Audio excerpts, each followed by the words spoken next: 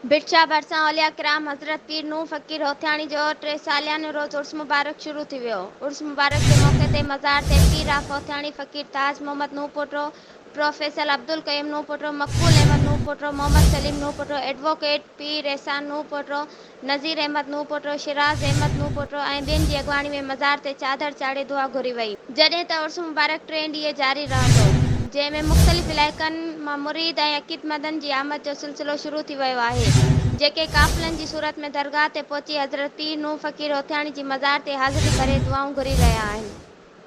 नाज़रीन, पिरालो मां अफ़सोसनाक ख़बर शामिल कंदासीं त मोटरवे ते अफ़सोसनाक हादसो पेश आयो आहे।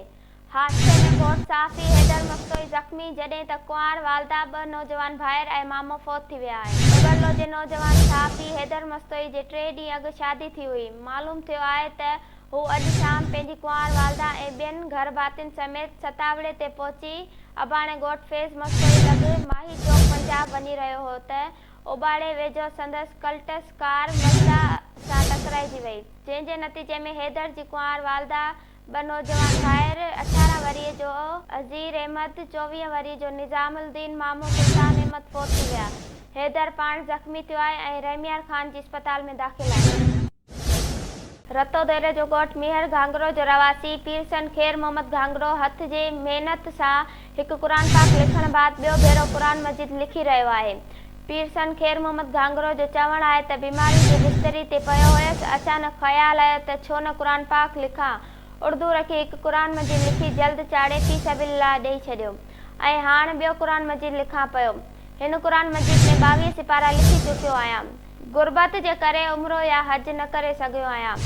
दिली ख़्वाहिश आहे त काबतुल्लाह जो ज़ियारत कयां ऐं महबूब जो चाउठ चुमी अचां।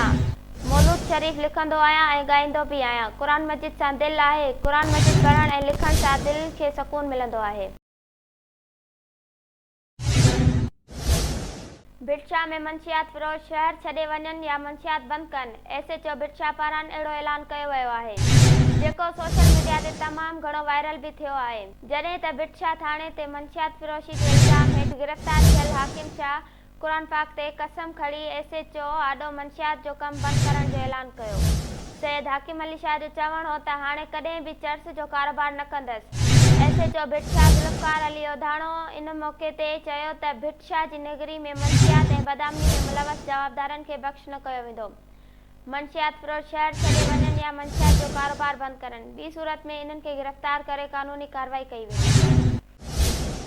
बिरछा जे नौजवान रांदीगरनि सहूलियतूं फ़राहम करण लाइ ख़ुर्शीद क्रिकेट अकेडमी जो आगाज़ कयो वियो, जंहिं में ज़िले मटियारी जे शहरनि बिरछा, हाला सईदाबाद, ओडेरोलाल, ख़ैबर मटियारी जे रांदीगरनि वॾे अंग में शिरकत कई। इन मौक़े ते ख़ुर्शीद क्रिकेट अकेडमी जी कोच काशिफ़ परवेज़ चयो त बिरछा जी रांदीगरनि लाइ ही सुनहरी मौक़ो आहे। ही क्रिकेट जा रांदीगर क्रिकेट सां गॾोगॾु फिज़िकली ऐं मेंटली बि तयारु रहंदा।